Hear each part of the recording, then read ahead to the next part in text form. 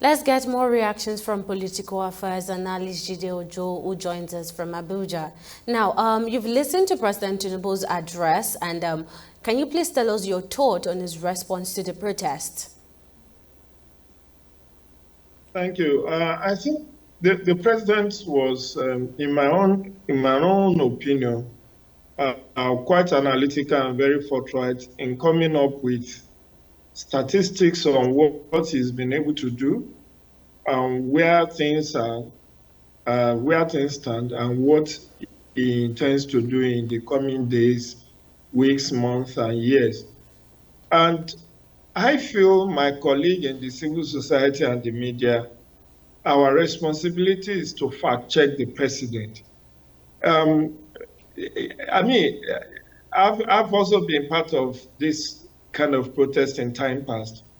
And I will tell you, with the turn of events, it's becoming very clear that this is not just peaceful protest, and there are some political undertones to what is happening across the country.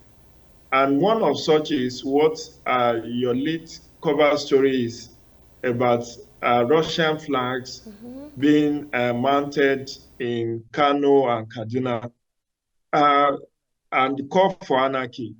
It then shows that some people are just not comfortable with Tinubu as president, and they would rather the military take over, or maybe they want to invite foreign interests to come and administer the country. But for those who lived through the military era, military is not an option in our own case. We have been under military rule for cumulative 29 years, and we know that they do not have better records than the civil, than the political class.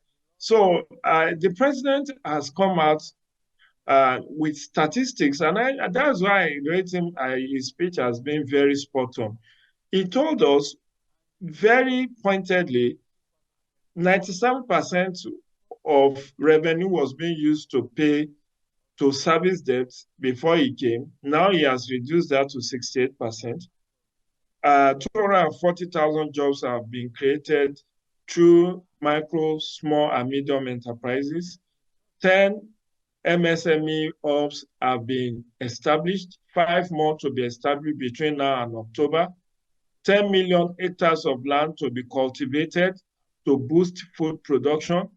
It's importing machinery, tractors from US, from Brazil and Belarus. It talked about housing, thousands of housing, 100,000 housing units to be built in 3 years. He said 6 months ago in Kasana, here in Abuja, he flagged up, and they are building about 3,000, a little over 3,000 housing units in Abuja. He talked about what he's doing with infrastructural development, the Sokoto to Badagry super highway, which cuts across 16 states. He talked about the Calabar to Lagos super highway, which will boost economic activity. He also spoke to the number of people who have benefited from NEFON, that's a student loan scheme, and the consumer credit scheme.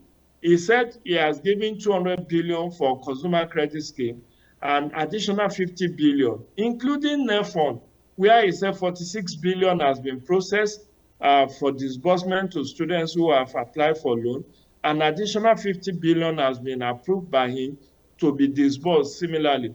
He gave various statistics different for different aspects of the economy, including and not limited to, how he intends to address the economic challenges of the country. Yes, what I expect my compatriots to do, including those who are masterminds of the end bad governance, is to set up a technical committee, a kind of monitoring committee, to now go and fact check the president. With those statistics, is he lying? Is he lying about those 240,000 jobs that the jobs that have been created? He said 600,000 persons have benefited from nano business support, additional 400,000 to benefit. All of these statistics are what I feel we should dwell on. Now, those who are doing peaceful protests, their own aim and objective seems to be at variance with those who are calling for anarchy, those who are looting, those who are taking advantage of the protest to commit heinous crimes.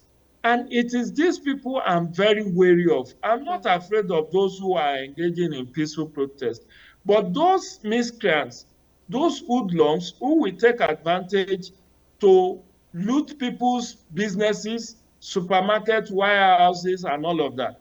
Those who will suffer collateral damage. We have lost about 17 souls as of Saturday. So Can we continue to lose many more lives? So it is for these reasons I will appeal that my compatriots just shelve the protest, allow government to attend to all these issues that they have committed to. Let's hold them to account through the open government partnership. Let's audit what they said they have done. Let's fact check them. And if we found the claims to be a lie, then we can come out in. But because of time, we appreciate you for coming up on the news.